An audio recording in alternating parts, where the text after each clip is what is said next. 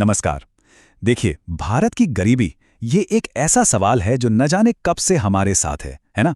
आज हम इसी सवाल को एक बिल्कुल ही अलग नजरिए से देखने वाले हैं और ये नजरिया है एक ऐसे दार्शनिक का जो हमेशा सीधी और कई बार चौंकाने वाली बात कहने के लिए जाने जाते थे। नाम है ओशो। तो सवाल वही है, बरसों पुराना, कि आखिर भारत हमेशा से गरीब क्यों रहा है। हम लोग क्या करते हैं, हम अक्सर इसका दोष या तो इतिहास पे डाल देते हैं या फिर सिस्टम पर। लेकिन ओशो का कहना कुछ और ही था। वो कहते थे कि असली जड़ बाहर नहीं, कहीं बहुत गहरे हमारे अपने दिमाग के अंदर है। और यहीं पे ओशो अपनी सबसे पहली और सबसे गहरी बात कहते हैं।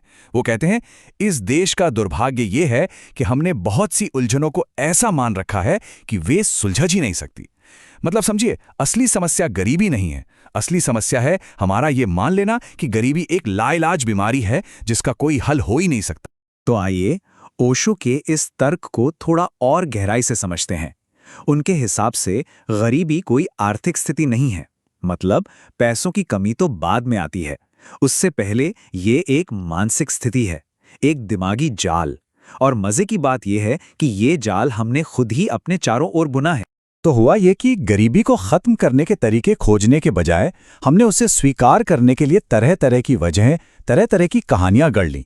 हमारा सारा ध्यान प्रॉब्लम को सॉल्व करने से हटकर उसे जस्टिफाई करने पर चला गया और नतीजा ये एक ऐसा नासूर बन गया जो आज तक रिस रहा। अच्छा, तो ये वजह या ये कहानियां हैं क्या जो हमें गरीबी को स्वीकार करने पर मजबूर करती हैं?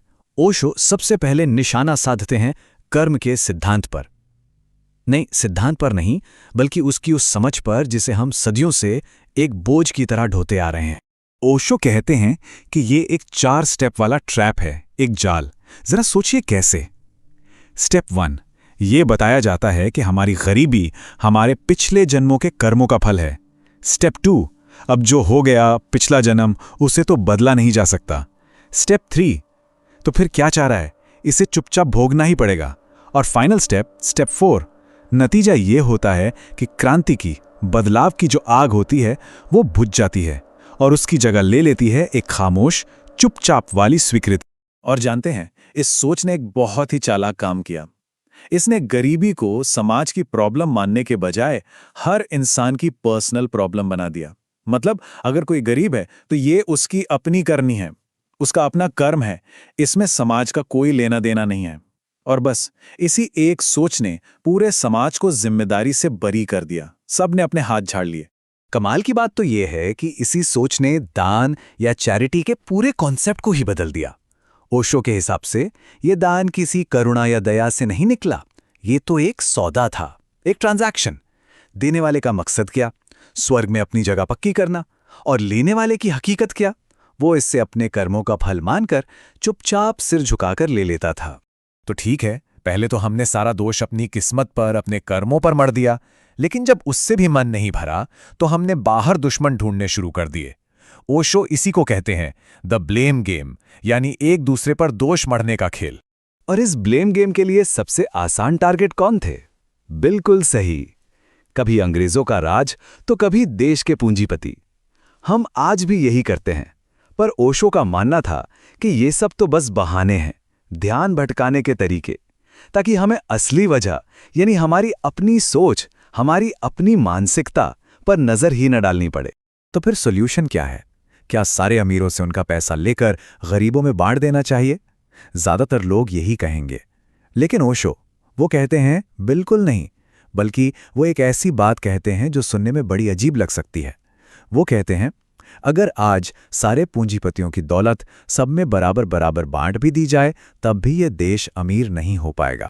इस बात को समझाने के लिए वो मशहूर अमीर रॉथशाइल्ड का एक किस्सा सुनाते हैं।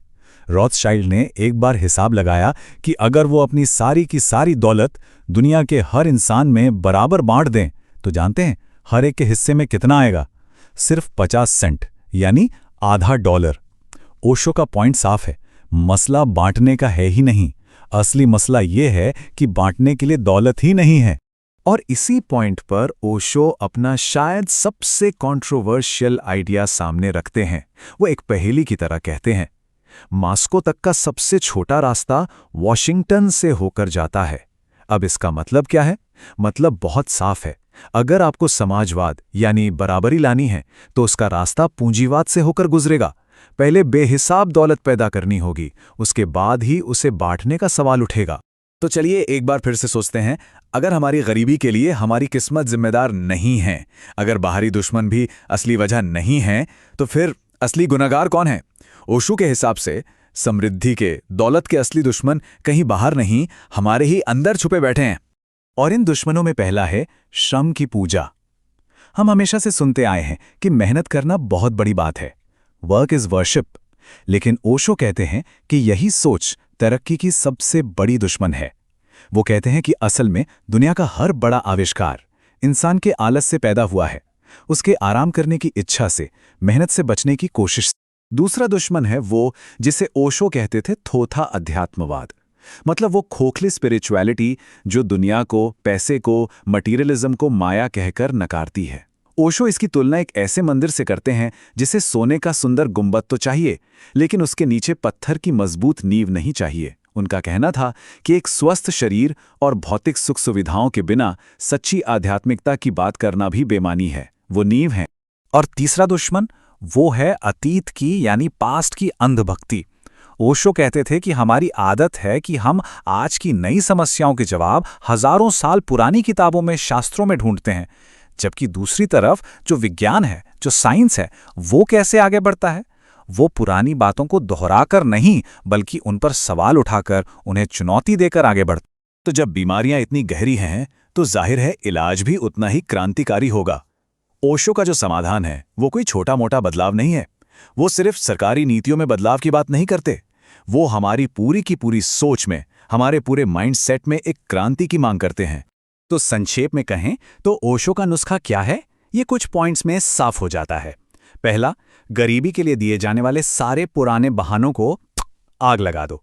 दूसरा, मटेरियलिज्म को, भौतिक सुख को दुश्मन मत समझो, उसे नींव मानो। तीसरा, आस्था की जगह संदेह करना सीखो, एक साइंटिफिक सोच अपनाओ। चौथा, पहले दौलत पैदा करो, फिर उसे बांटने की सोचो। और पांचवा, मेहनत की पूजा बंद करो और टेक्नोलॉजी को गले लगा। और आखिर में ओशो हमें एक बहुत ही तीखे, एक जलते हुए सवाल के साथ छोड़ जाते हैं। एक ऐसा सवाल जो हमारी सदियों पुरानी मान्यताओं की जड़ों को हिला देता है। सवाल ये है, क्या एक समृद्ध, एक खुशहाल भविष्य बनाने के लिए ये जरूरी है कि हम अपने अतीत की इन तमाम पुरानी व्याख्याओं को, इन सारी कहानियों को आग लगा दें?